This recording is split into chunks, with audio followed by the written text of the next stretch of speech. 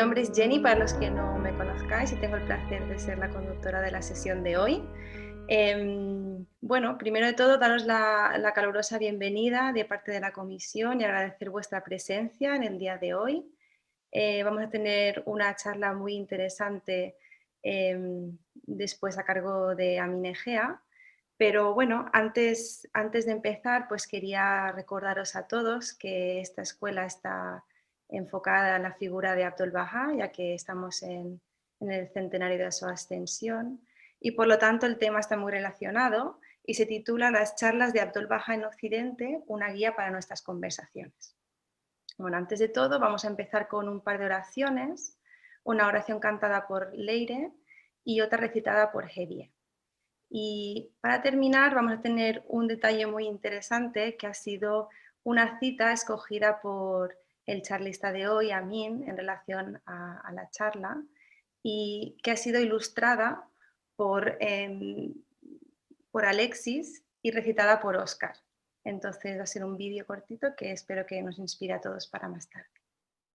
Rompe las cadenas de este mundo, libera tu alma de la prisión de Dios, aprovecha tu oportunidad, pues no volverá a ti nunca más, no volverá a ti, no volverá a ti. No volverá a ti, nunca más. Alabado seas, oh mi Dios. Estos son tus siervos, atraídos por las fragancias de tu misericordia, encendidos por el fuego que arde en el árbol de tu singularidad, y con los ojos iluminados al contemplar los resplandores de la luz que brilla en el Sinaí de tu unicidad. Oh Señor, desata sus lenguas para que hagan mención de ti entre tu pueblo. Permíteles expresar tu alabanza mediante tu gracia y bondad. Ayúdalos con las cohortes de tus ángeles. Fortalécelos en tu servicio y hazlos señales de tu guía entre tus criaturas. Verdaderamente, tú eres el Todopoderoso, el más exaltado, quien siempre perdona, el Todo Misericordioso. Abdul Baha.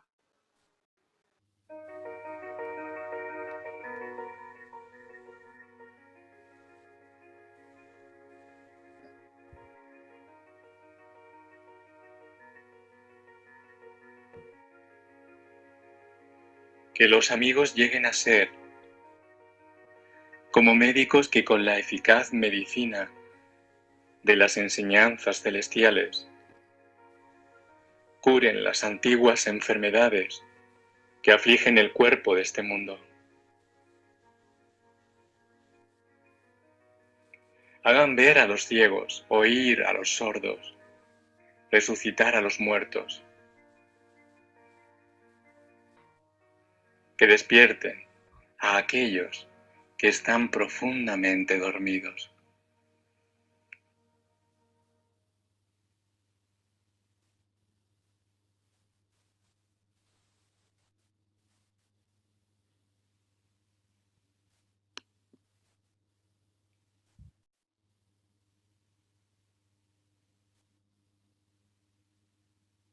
Bueno, pues ahora toca presentar al charlista de hoy. Amin Egea es licenciado en Humanidades, tiene máster en Historia Comparada y es doctor en Historia por la Universidad Autónoma de Barcelona. Es autor de varios libros y artículos relacionados con la historia de la fe Bahá'í y con la figura, mensaje y obra de Abdul Baha. Ha publicado la obra en 2 volúmenes, El Apóstol de la Paz, en 2017 y 2018, en la que recoge más de 2.200 artículos de prensa sobre él publicados entre 1831 y 1921. Algunos de estos artículos incluyen cartas y mensajes del propio Abdul Baha. A razón de este centenario, Amin ha publicado, no a razón de este año, pero sí que antes, como su tesis doctoral, publicó Un clamor por la paz, que recoge muchísimo de las experiencias de Abdul Baha en Occidente, que os recomiendo a todos. Y sí que en particular para este año ha publicado este libro, Abdul Baha, La construcción de un nuevo mundo, que os lo recomiendo. Es cortito, tiene 140 páginas y creo que nos servirá a todos mucho para este centenario, para regalar y tenerlo muy presente. Pues ahora con todo esto en mente, os doy paso a Minejea cuando quieras. Buenos días a todos, espero que todos me oigáis bien. Es un placer poder estar esta mañana con vosotros en esta escuela de verano online. Ojalá sea la última escuela online que tengamos y las siguientes puedan ser presenciales. En cualquier caso, quiero agradecer mucho al comité que año tras año con tanta paciencia organiza estas escuelas por su amable invitación a participar en esta. El tema de esta escuela es los discursos el discurso de Abdul Baha y sobre todo cómo puede servirnos para elevar nuestras conversaciones. Entonces, antes de empezar y entrar en materia, yo quería hacerles un ruego y es que no tomen nada de lo que yo les voy a explicar como algo definitivo y como algo inamovible, sino que al contrario, espero que simplemente les sirva como un punto de partida y que después ustedes con su propio estudio y su propia reflexión seguro que podrán extraer diferentes conclusiones o ampliar las conclusiones que yo les voy a compartir brevemente, porque van a ser 45 minutos nada más en el día de hoy. Antes de entrar en materia, quisiera compartir nuevamente, porque lo he hecho en otras escuelas, una cita de una carta enviada de parte del Guardián a un joven de Estados Unidos. Y en esta carta, Abdul Baha, Shoghi Effendi, le dice a este joven, él le aconsejaría que, entre otros libros, estudiara las charlas de Abdul Baha, pues su método de acercarse a la mente del público es insuperable. Ciertamente así es. Y salvo que pensemos que nosotros podemos llegar al público superando las charlas de Abdul Baha, lo más recomendable para todos nosotros es que estudiemos y reflexionemos en base a sus charlas para intentar no aprender de memoria lo que él decía, sino sobre todo intentar ganar la habilidad de explicar las cosas en la manera que lo explicaba y de explicar las cosas con los contenidos que él lo hacía. Desde luego, hoy tenemos a nuestra disposición herramientas que no existían en el momento que el Guardián mandó esta carta. Por ejemplo, no existía el proceso instituto. Y hoy, por ejemplo, si hacemos el libro 2, estudiamos el libro 2, la nueva versión, nos hace muchísimo ese trabajo porque nos va presentando tema por tema cuál era el discurso de Abdul Baha sobre una variedad de cuestiones, cómo él los presentaba para darnos la oportunidad a nosotros de aprenderlo y de poderlo compartir con los demás. Pero aún así, aparte del estudio que hagamos del libro 2 y el que lo haya hecho hace unos años, les recomiendo que lo vuelva a hacer porque la versión actualizada es algo diferente a la anterior. Aún así, es también imprescindible volver a los textos del propio Abdul Baha para aprender de él cómo presentar.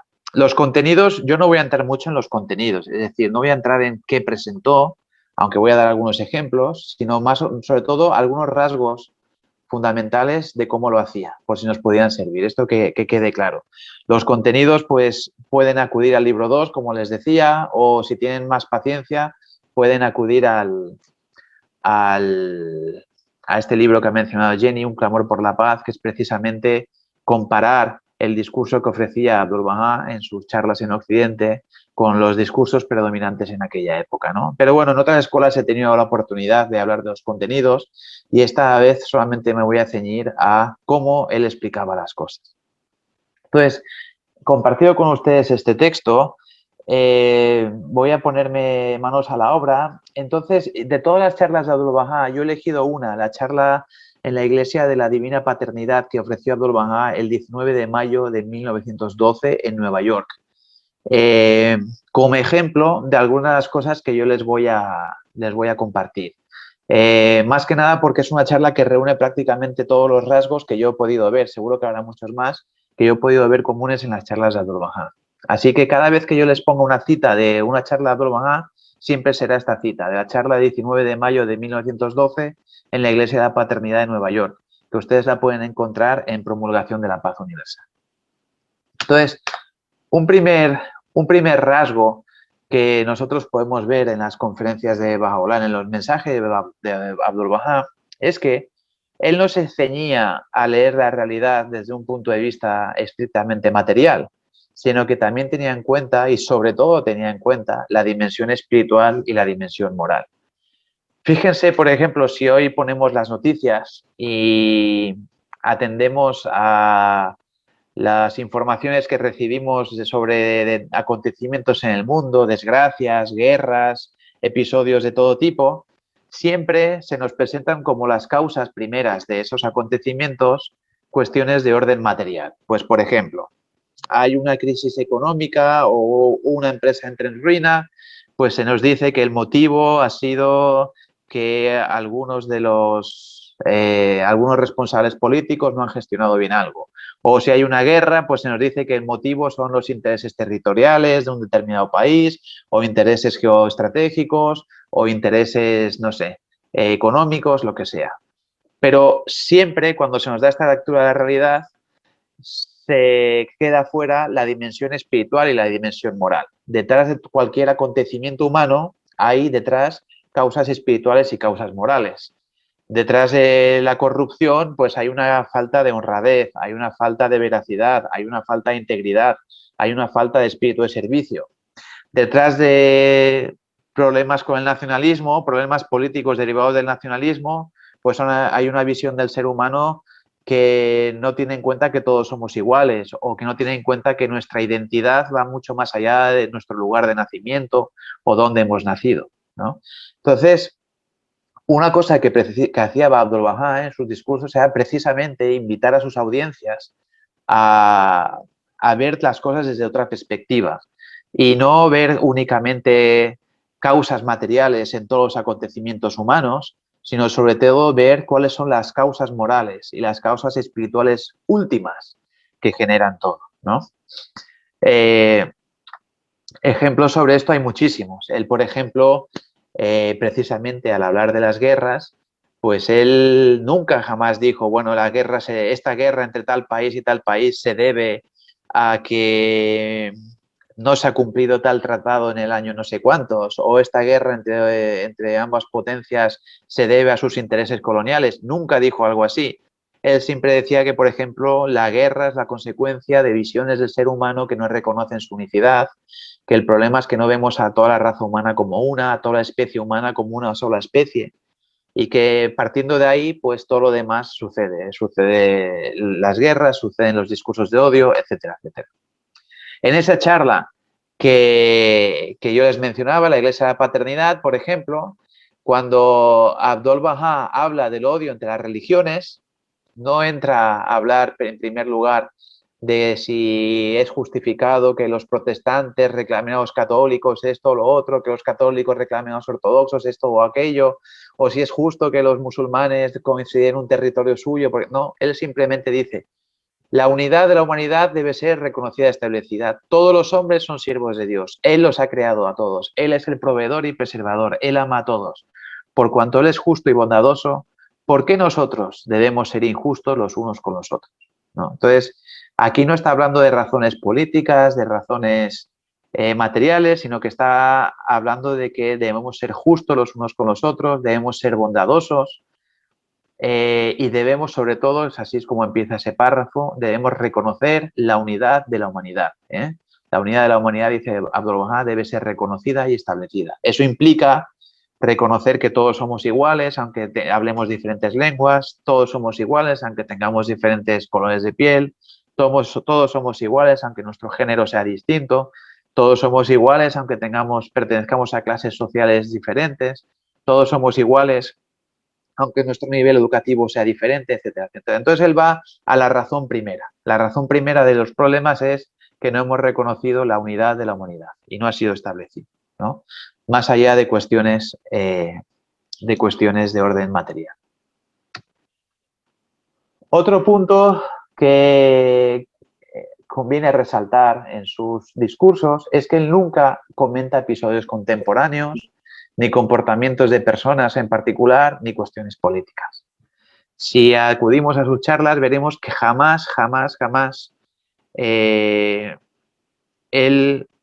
ataca a nadie, ataca a ninguna idea en particular, ataca a ningún movimiento político, a ningún movimiento ideológico, a ninguna organización, ni tampoco se refiere, salvo muy contadas excepciones que ahora las mencionaré, ni tampoco se refiere a las noticias contemporáneas del momento, no hace alusión, por ejemplo, cuando él estaba en Estados Unidos estaba en pre-campaña electoral. Él en ningún momento, y todos los medios de comunicación solamente hablaban de eso, él en ningún momento trata la cuestión de política, ni se refiere a las ideas de los candidatos políticos, ni nada por el estilo. Fíjense que, sin embargo, oportunidades no le faltaban.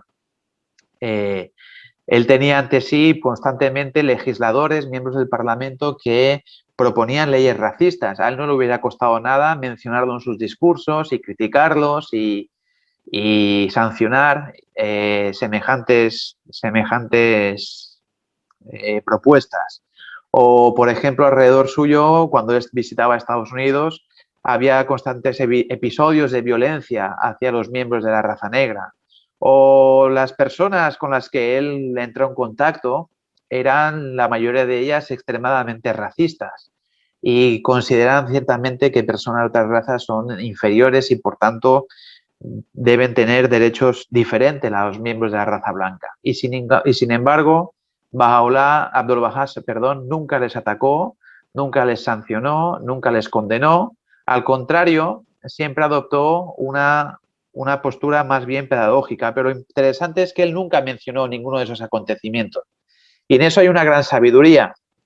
Fíjense ustedes cuántas veces un episodio político, cuando se da, un episodio de nuestra historia contemporánea, cuando se da, tiene una apariencia, la gente crea un determinado estado de opinión, pero unos años después se descubre que era todo lo contrario. Algo que parecía inicialmente malo, pasados los años, se descubre que en realidad era bueno, y al revés. Algo que la gente apoyaba y que consideraba absolutamente maravilloso, pasados unos años, la gente se da cuenta que era algo malo. ¿Cuántas veces ha surgido una ideología política y la gente la ha apoyado y con ilusión y con entusiasmo, y pasados unos años pues solo se ha visto que aquellos eran solamente unos corruptos y unas personas sin integridad en absoluto? O al revés, cuántas veces una idea minoritaria, muy condenada, muy criticada, al cabo de unos años se ha hecho mayoritaria y se ha hecho aceptada por todo el mundo. Entonces, no referirse a acontecimientos contemporáneos, no juzgarlos, no valorarlos, no posicionarnos en contra o a favor de las cosas que son noticia hoy y mañana todo el mundo se olvidará, y que en cualquier caso será la historia la que las juzgue. Eso es una sabiduría, ¿no? Imagínense ahora, por ejemplo, con todo lo que está pasando en Afganistán, qué tentador sería en nuestras conversaciones entrar a juzgar que si lo que ha hecho Estados Unidos es correcto, no es correcto, si lo que ha hecho nuestro gobierno es correcto, no es correcto, si lo que hacen los talibanes es así o sea, qué tentador es entrar a participar en esos debates. Sin embargo, debemos aprender del ejemplo de Abdul Bahá, que él nunca quiso entrar en esos debates, siempre se mantuvo al margen, y eso fue una sabiduría. Porque realmente, como decía antes, lo que hoy parece una cosa, de una manera, al cabo de unos años resulta ser de otra, y viceversa, ¿no? Entonces, por ejemplo, en esta charla, él mismo da un consejo en esta charla que él sigue en todas sus charlas, ¿no? Dice: aquellos que son ignorantes deben ser educados, el enfermo debe ser curado, el inmaduro debe ser guiado a la madurez. ¿Rechazaremos o nos opondremos a los ignorantes, enfermos o inmaduros a causa de su incapacidad? ¿No es mejor ser bondadosos y gentiles y proveer el medio de la cura? Por tanto, en ninguna circunstancia deberíamos asumir cualquier actitud que no fuera de humildad y mansedumbre. Este consejo que él da en esa charla que yo les he aconsejado, que yo les he mencionado, es el consejo que él sigue en todas sus charlas. Él no critica nunca a nadie, él enseña, él explica, él es didáctico. Hace poco, en otra charla, no sé dónde fue, para Norteamérica, para Canadá, una señora me dijo, estoy asombrado cómo en los escritos de Abdu'l-Bahá él alaba los esfuerzos del presidente Wilson, que fue el presidente que instauró, bueno, propuso los principios que llevaron a la constitución de la Liga de Naciones. Dice, y sin embargo, el presidente Wilson era una persona tan racista y tenía una visión del ser humano tan mala que cómo es posible que Abdu'l-Bahá le alabara.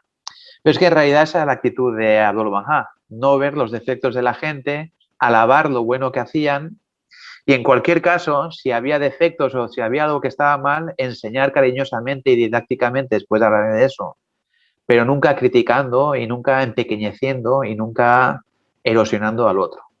Esto es muy difícil de hacer porque vivimos en un contexto social en el que en las tertulias, en las noticias, en el ámbito político, en nuestro entorno, en el trabajo, constantemente estamos rodeados de conversaciones en las que la crítica, el insulto y el desprecio son ejes fundamentales. Pero nosotros, si queremos aprender a elevar las conversaciones y a tener conversaciones que se parezcan en algo a los discursos de Abdu'l-Bahá, debemos evitar eso y de hecho ver el buen resultado que a él le dio y cómo eso le protegió a él de críticas y de que se alineara con determinados movimientos, ideologías, etc.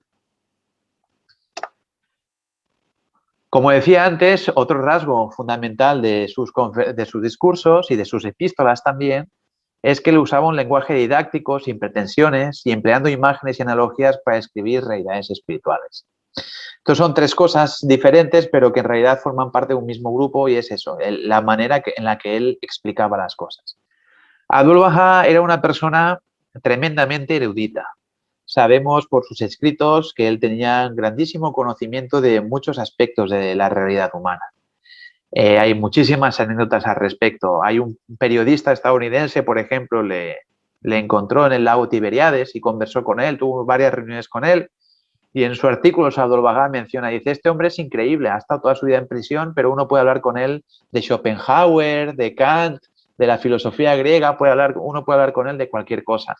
Y también un periodista británico mencionaba, dice, yo de repente me sentí con él como un amigo de toda la vida, ¿no? Dice, y él conocía de nuestras costumbres los británicos y nuestra historia más que conocía perfectamente, ¿no? También hay la anécdota cuando él visitó Hungría, que hablando con los húngaros, pero no con húngaros cualquiera, con miembros de la Academia de Ciencias de Hungría, orientalistas, científicos, etcétera, pues él conversó largamente con ellos sobre la historia de Hungría, sobre el origen turanio, porque hay diferentes teorías sobre de dónde vienen los húngaros, pues él habló del origen turanio de los húngaros y, claro, dejando asombrado a todos sus interlocutores. Doy estos ejemplos para dejar claro que Abdu'l-Bahá era una persona extremadamente inteligente, extremadamente culta, extremadamente erudita y, por supuesto, en cuestiones de mística islámica, tradiciones islámicas, el Corán, cosas que a nosotros los occidentales se nos escapan, él era también extremadamente erudito. Y sin embargo, cuando él se dirige a sus audiencias, él decide no emplear un lenguaje erudito. Él emplea un lenguaje claro, conciso y muy transparente.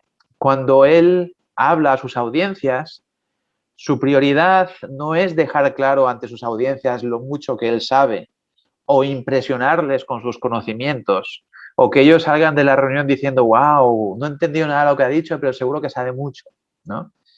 Al contrario, su prioridad es que sus audiencias entiendan claramente qué es lo que él está explicando y capten enseguida la esencia y el concepto de lo que él explica. Y eso también es algo que nosotros debemos aplicarnos, porque muchas veces por nuestra debilidad, por nuestro ego, podemos sentirnos tentados a emplear un lenguaje demasiado rimbombante, demasiado pedante, sobre todo para querer demostrar que nosotros sabemos, que nosotros conocemos, pero eso en realidad es un obstáculo para que el mensaje que queramos dar llegue adecuadamente a nuestro público, ¿verdad? A quien nos esté escuchando. Y en realidad nosotros lo que nos importa cuando presentamos el mensaje de Baha'u'lláh y compartimos sus enseñanzas con la sociedad, lo que nos importa no es que nosotros mismos quedemos bien o mal o que recibamos aprecio o elogios, sino que lo que nos importa, en realidad, lo que nos debe importar es que nuestro mensaje llegue a esos corazones. Para eso es necesario emplear un lenguaje adecuado que permita que cualquier persona entienda lo que queremos decir y no solamente las personas con unos conocimientos más elevados. Y en ese ejercicio que hacía Abdu'l-Bahá de emplear un lenguaje didáctico, él constantemente recurría, y esto es sobradamente conocido por todos ustedes, por supuesto, él constantemente recurría a imágenes, metáforas y analogías para explicar realidades espirituales.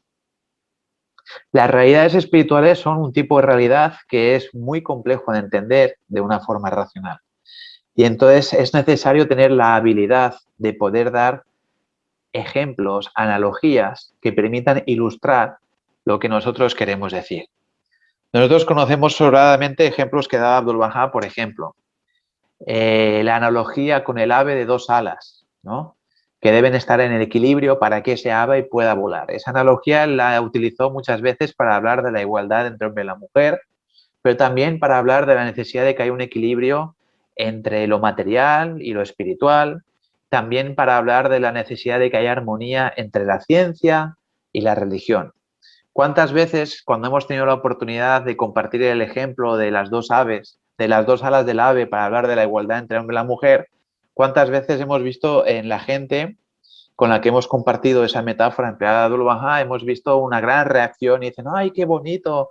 Qué interesante! En realidad, lo que ellos quieren decir realmente es bonito, pero en realidad lo que ellos quieren decir es qué clarificador, qué buen ejemplo, qué buen símbolo para entender la importancia de que hombres y mujeres tengan la misma fuerza y sean iguales, ¿no? Pero este es un concepto espiritual más o menos asequible, la igualdad entre el hombre y la mujer. Pero había otros conceptos espirituales que ya eran complejos en aquella época cuando la gente todavía tenía nociones de religión, y ahora que la gente está tan alejada de lo religioso, son extremadamente más complejas de entender, como por ejemplo la revelación progresiva, la relación entre Dios y el ser humano, la relación entre las manifestaciones de Dios y el ser humano, la receptividad del alma a las bendiciones divinas, toda una serie de conceptos espirituales que son muy complejos, que más de un teólogo le gustaría explicarlo con palabras muy rimbombantes y recurriendo a términos muy complejos. Cuando uno lee libros de teología, pues uno lo ve pues, que se hace así, que en realidad quien lo lea no va a entender nada. Pero Abdu'l-Bahá, sin embargo, recurre a estas imágenes que no es que sean bellas, son tan clarificadoras y son tan ejemplificadoras que nos permiten enseguida entender. Aquí un ejemplo de esa misma charla, 19 de mayo de 2012. Al hablar de la realidad de los profetas divinos y de su misión, dice: los profetas divinos son como la llegada de la primavera, cada uno renovando y vivificando las enseñanzas del profeta que le precedió. Del mismo modo que las estaciones de la primavera son esencialmente una en cuanto a la renovación de la vida, las lluvias vernales y la belleza, así también la esencia de la misión y realización de todos los profetas es una sola. Fíjense, con algo tan que parece simple, pero que no lo es, porque hay que ser genial para que se te ocurra esta idea.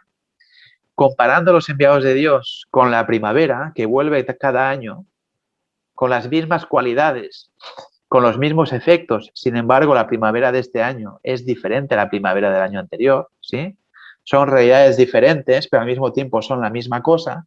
Con ese ejemplo tan bueno, por un lado, Abdu'l-Bahá nos está hablando de la realidad de los enviados de Dios y por otro lado también nos está hablando de la revelación progresiva, con un ejemplo de una sola vez, tantas cosas que nos explica. Entonces nosotros, en la medida de lo posible, también deberíamos ser capaces de poder con las personas que sean nuestros interlocutores, presentarles ejemplos, presentarles analogías que rápidamente ilustren lo que tratamos de decir, ¿no? Y ahí nuevamente tenemos todos los geniales ejemplos que ofrece Abdu'l-Bahá en sus epístolas y también en sus charlas, que podemos tomar, apuntar en un sitio y aprenderlas para tener toda una colección que después nos servirá sin duda en nuestras conversaciones. Porque en realidad llega muchísimo más un ejemplo de este tipo, sobre todo hoy en día. Como decía antes, las redes espirituales son extremadamente complejas de entender. y más aún para alguien que nunca ha estado en contacto con ellas. Entonces, si se explica con un ejemplo tan ilustrador, enseguida llegan al corazón de la persona. Y vale muchísimo más estas 6 líneas que todos los párrafos o largas explicaciones que podamos dar con nuestras propias palabras.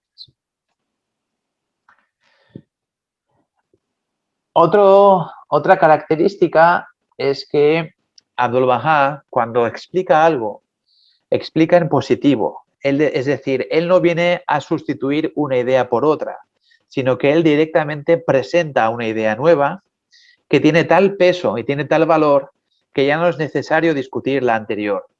Y como decía antes, cuando él presenta sus ideas, no necesita criticar otras ideas diferentes. Simplemente trae luz. Es decir, él no se limita él no dice voy a criticar la oscuridad y dedica minutos y minutos y minutos a hablar de lo malo que es la oscuridad. Él, en primer lugar, habla siempre de la importancia y la bondad de la luz. Y una vez que hace eso, ya no es necesario discutir sobre si la oscuridad es buena o es mala, porque ya queda claro que hay algo mejor y que es la luz. Por ejemplo, en esta misma charla en el que él habla, porque es una charla dada en una iglesia, él habla de la importancia de que las religiones se conviertan en causa de unidad y de amor, y él explica que Dios ha creado precisamente las religiones con ese propósito, que sean causa de unidad, ¿no? Pues él simplemente transmite este enunciado, dice, la religión debe conducir al amor y a la unidad entre la humanidad, pues si fuese causa de enemistad y contienda, es preferible su ausencia. Él presenta este enunciado y después presenta una serie de argumentos y él explica cómo Moisés, en esa misma charla, cómo Moisés, su aparición creó unidad, cómo la venida de Jesús creó unidad, cómo la venida de Mahoma creó unidad. Y dando este enunciado y compartiendo esos ejemplos, ya no es necesario criticar a las religiones y señalar todas las veces que las religiones se han equivocado y han sido causa de división. Porque eso sería lo que hubiera hecho otra persona en su época, incluso en la nuestra, ¿no? Empezar con una arenga diciendo, fijaros, la Iglesia Católica, todo lo malo que ha hecho, las cruzadas, la guerra de los 100 años, la guerra de los 30 años, el no sé qué, la reconquista, tal. Bueno, fijaros, alguien podría iniciar un discurso sobre la necesidad de que las religiones sean causa de paz, pues atacando a las religiones, y he dado el ejemplo de la Iglesia Católica, pero podría hablar también del Islam. Mirad los fundamentalistas religiosos, mirad. En lugar de eso, Abdu'l-Bahá habla en positivo. Da ejemplos positivos, da ejemplos de cómo la historia muestra lo que él expresa y hace enunciados en positivo. Y no necesita así criticar a nadie, ni ponerse en contra de nadie, ni lastimar el corazón de nadie, ni hacer que nadie se sienta pequeño o que nadie se ponga a la defensiva. ¿Entienden? Este punto tan importante. Entonces, cuando nosotros compartimos el mensaje con los demás, debemos tener esto muy en cuenta. Aunque la persona que tengamos delante diga barbaridades, diga cosas que son totalmente contrarias a lo que nosotros intentamos plantear, no debemos criticarle a él ni criticar aquello que esa persona quiere, como son sus ideas y son sus ideologías, sino hablar en positivo y hablar con enunciados en positivo. La paz es mejor que la guerra, con la paz trae progreso, ¿para qué recurrir a la guerra? Etcétera, etcétera, ¿no? Otro punto extremadamente importante es que Baha'u'lláh Abdu'l-Bahá siempre presenta a Baha'u'lláh como la fuente de las enseñanzas. La comunidad Bahá'í, miren, no es un club de lectura, no es una ONG, no es una asociación cultural. La comunidad Bahá'í es una religión mundial que emana de Baha'u'lláh, que surge por la venida del enviado de Dios para esta época, que es Baha'u'lláh. Entonces, nosotros en nuestras conversaciones no podemos obviar eso.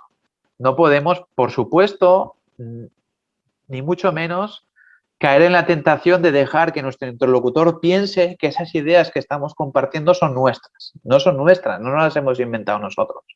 Tienen un origen, tienen una fuente y es Baha'u'lláh. Y Abdu'l-Bahá siempre, cuando presentaba las enseñanzas de Baha'u'lláh, siempre presentaba primero a Baha'u'lláh, ¿sí? Lo hacía de diferentes maneras. Yo les invito nuevamente a que acudan a libros como Promulgación de la Paz Universal y vean en qué maneras Abdu'l-Bahá presentaba a Baha'u'lláh. Pero en esta charla en concreto, por ejemplo, él dice, En un tiempo en que Oriente estaba desgarrado por la disensión religiosa, apareció Bahá'u'lláh. Fundó enseñanzas que se convirtieron en el medio de unión de polos divergentes y variados. Promulgó principios que eliminaron la causa de su disensión. Siempre presenta a Bahá'u'lláh. Y además, muchas veces lo presenta como enviado de Dios, como manifestación de Dios para nuestra época, pero siempre presenta a Bahá'u'lláh como la fuente de las enseñanzas de la fe Bahá'í. Y si ustedes acuden a la página web de la Comunidad Internacional Bahá'í y seleccionan en español las declaraciones que a lo largo del tiempo ha estado haciendo la Comunidad Internacional Bahá'í en ámbitos como Naciones Unidas o en foros internacionales, etcétera, etcétera, ustedes verán que en muchas ocasiones presentan a la figura de Bahá'u'lláh, pero cuando presentan a la figura de Bahá'u'lláh no dicen Bahá'u'lláh un gran pensador, o Bahá'u'lláh un gran filósofo, o Bahá'u'lláh el profeta fundador de la fe Bahá'í, o Bahá'u'lláh el fundador de la fe Bahá'í. Y otra característica en esta charla no aparece es que muchas veces Abdul-Bahá, al presentar a Abdul-Bahá, al presentar a Bahá'u'lláh, hace mención explícita de sus años de prisión, de que pasó 40 años en prisión, de que pasó toda su vida desterrado, de sus sufrimientos, de sus encarcelamientos, para que sus oyentes sepan que no se trata aquí de una persona cualquiera que desde su despacho pues decidió enunciar unas ideas brillantes, sino que fue alguien que además sufrió por esas ideas y sacrificó su vida por esas ideas y su vida fue una vida muy extrema debido a que él reveló esas ideas. Entonces eso también es una cosa que hay que tener en cuenta, ¿no? No es como Bahá'u'lláh no es como un político más, un pensador más, un ideólogo más, un influencer del siglo XIX. Bahá'u'lláh es un enviado de Dios que trajo un mensaje divino y que sufrió 40 años de destierro y prisión por traer al mundo ese mensaje divino. Y entonces eso debe quedar claro, ¿no? El profeta fundador de la fe Bahá'í, Bahá'u'lláh, ha dicho en sus escritos, Bahá'u'lláh, el fundador de la fe Bahá'í, ha dicho en sus escritos, Bahá'u'lláh que pasó 40 años en prisión, Bahá'u'lláh que estuvo en la cárcel, Bahá'u'lláh que tal, ha dicho en sus escritos, ¿no? Tiene que quedar claro a nuestros oyentes cuál es la fuente. Además, recuerden, si ustedes estuvieron presentes o tuvieron ocasión de escuchar la otra presentación que hice en la Escuela de Invierno en las Navidades del año pasado, el 26 de diciembre, recordarán que les puse un texto de Abdul-Bahá en el que él habla de la importancia de que cuando hablemos en público la palabra Bahá, gloria, salga de nuestros labios, porque eso de por sí ya tiene una influencia y tiene un poder espiritual. ¿Sí? Esto es muy importante. Otro rasgo muy importante de los discursos de Abdul-Bahá es que él siempre o muchas veces presenta a la comunidad Bahá'í como un modelo de las enseñanzas de Bahá'u'lláh. O dicho de otro modo, no se limita a presentar las enseñanzas de Bahá'u'lláh, sino que en muchas ocasiones dice, y esto se está llevando ya a la práctica, ¿no? Por ejemplo, veamos un texto de esta charla. Esta es la continuación del texto anterior que les he leído. Acuérdense que el texto anterior acababa con promulgó principios que eliminaron la causa de su disensión, hasta que hoy en Persia aquellos que habían estado constantemente en guerra están unidos. Cristianos, musulmanes, zoroastrianos, judíos, gentes de toda creencia y grupos religiosos quienes han seguido las enseñanzas de Bahá'u'lláh han logrado completa camaradería y armonía espiritual. En esta charla da este ejemplo, pero en otras charlas da otros ejemplos. Pero la cuestión es que él siempre anima a sus audiencias a no ver las enseñanzas que él presenta como un conjunto teórico, como algo utópico, como una simple ideología o como un simple decálogo de ideas, sino que además explica que eso se está llevando a la práctica. ¿Quiénes lo están llevando a la práctica? Los propios Bahá'í lo están llevando a la práctica.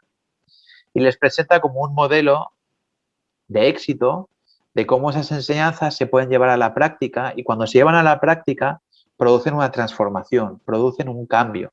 ¿no?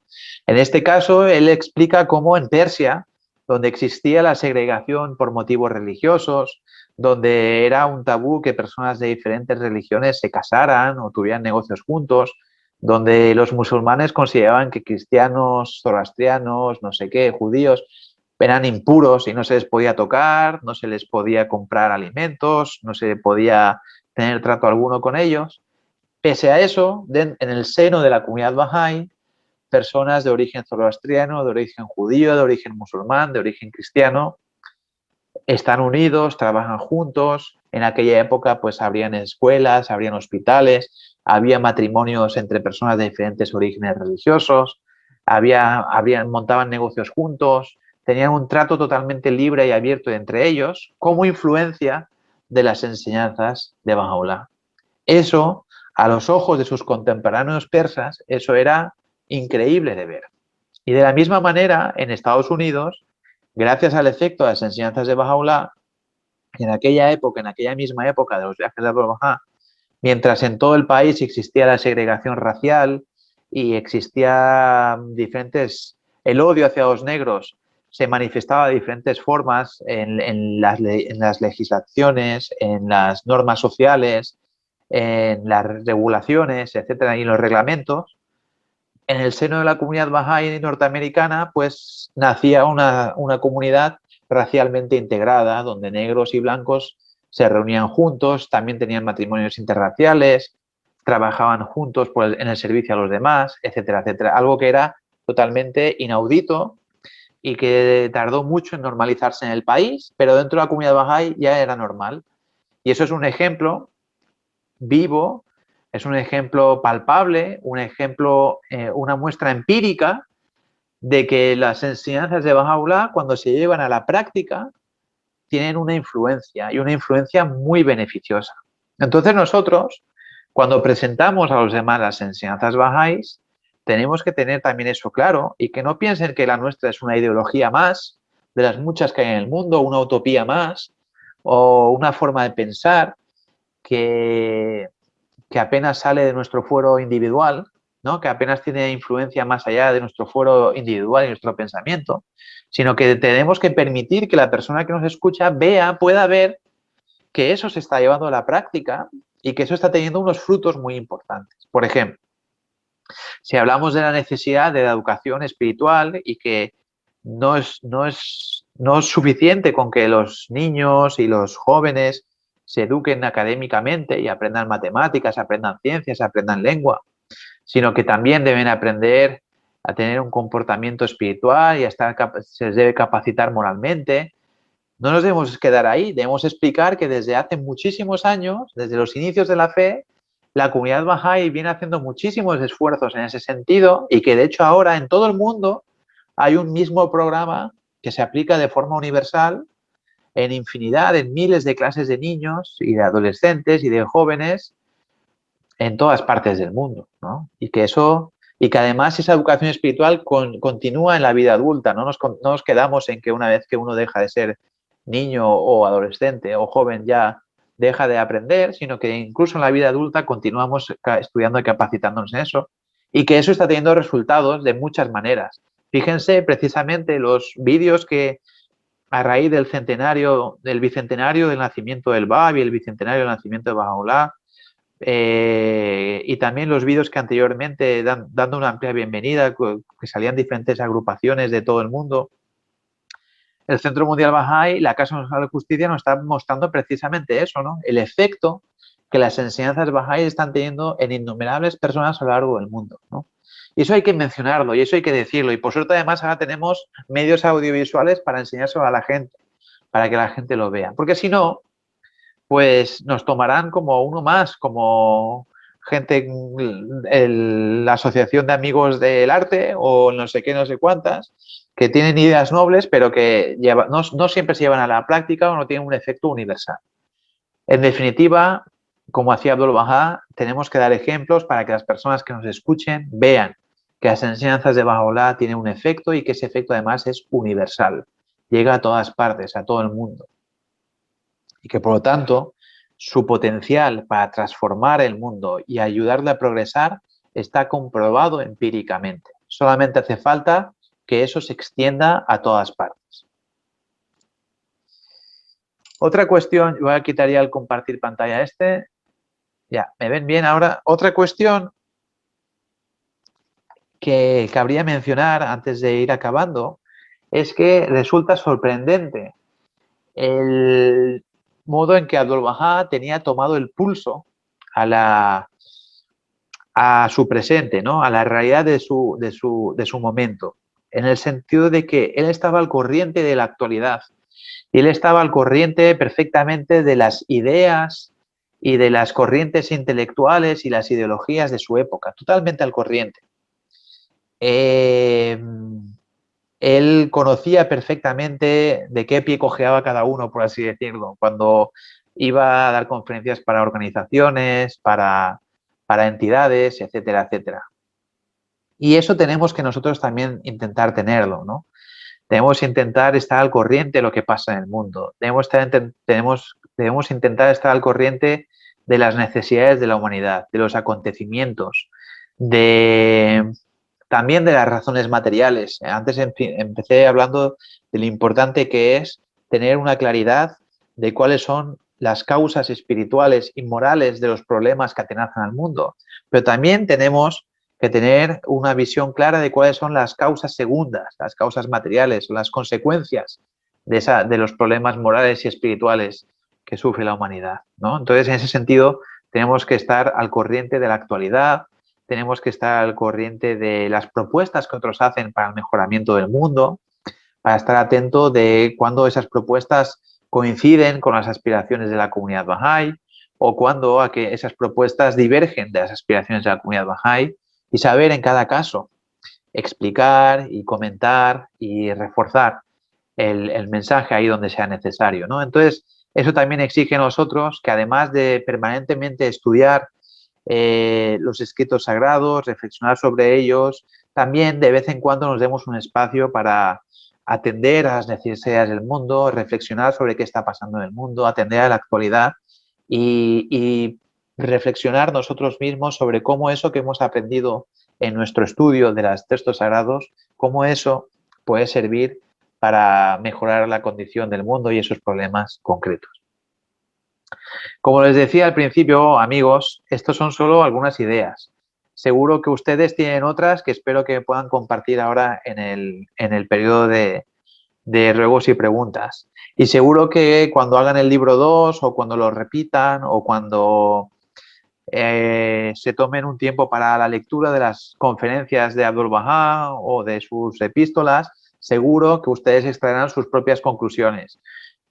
Otras diferentes a las que hoy podamos escuchar o ya hemos escuchado ya. Así que les ruego que las compartan. Cuando eso sucede, les ruego que las compartan y les ruego, sobre todo, en definitiva, que esta breve presentación e incompleta presentación sirva a ustedes no más que como un punto de partida para su compromiso personal en este centenario en el que estamos, de acercarnos más a las charlas de Abdu'l-Bahá, a sus cartas, y de intentar de aprender de él y de imitarle en la medida de nuestras posibilidades para convertirnos cada vez más en maestros efectivos y en personas a través de las cuales pues nuestro entorno pueda conocer bien cuáles son las enseñanzas de Baha'u'lláh. El texto que elegí y que después se representará artísticamente es un ruego que hace Abdu'l-Bahá en una de sus cartas. Dice que los amigos lleguen a ser como médicos que con la eficaz medicina de las enseñanzas celestiales curen las antiguas enfermedades que afligen el cuerpo de este mundo. Hagan ver a los ciegos, oír a los sordos, resucitar a los muertos, que despierten a aquellos que están profundamente dormidos. Así que así es como debemos vernos, deberíamos intentar vernos como médicos que intentan curar las enfermedades espirituales de la humanidad, que en realidad son la causa primera de todos los problemas que aquejan al ser humano. Así que ojalá lo logremos, ojalá este centenario nos sirva de inspiración y para dar un ímpetu a esa meta que todos tenemos personalmente y como miembros de la comunidad Bahá'í. Y aquí finalizo mi presentación agradeciendo nuevamente su paciencia y su atención. Muchas gracias. Para continuar con la sesión de hoy, tenemos el enorme placer de presentar a Cristina Benítez, vamos a tener una intervención artística por su parte.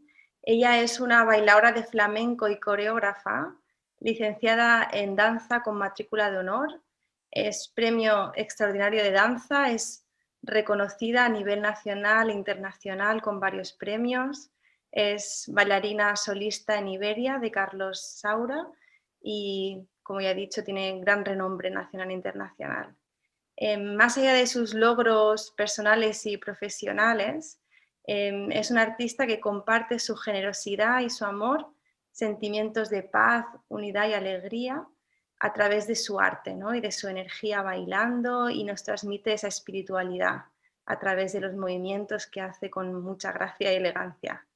Entonces, bueno, sin más dilación, es un placer para mí presentarosla. Bueno, lo primero es daros las gracias a todos vosotros, a Eve y a toda la comunidad. Para mí es un enorme placer estar aquí con todos vosotros. Lo que voy a hacer, sinceramente, he decidido improvisar y dejarme llevar por el amor, ¿vale?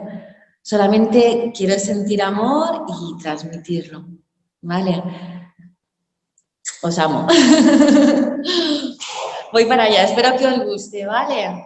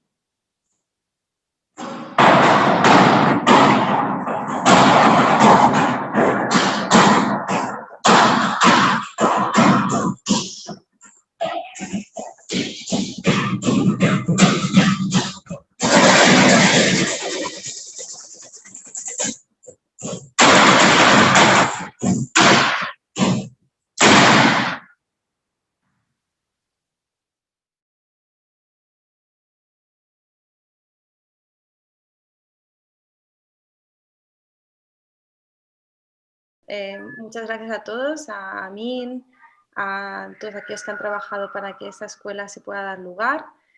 Como ya sabéis, hoy va a ser la última sesión de esta escuela, pero por un contratiempo, por indisposición del charlista de la semana pasada, no se pudo dar aquella sesión, así que se ha pospuesto a el sábado que viene, 4 de septiembre. Va a ser la trascendencia de la ascensión de Abdul Baha por Navid Mohabbad. Así que, bueno, de parte de la comisión, deciros que esperamos que os haya gustado esta y esperamos veros en la siguiente sesión de la Escuela de Vela.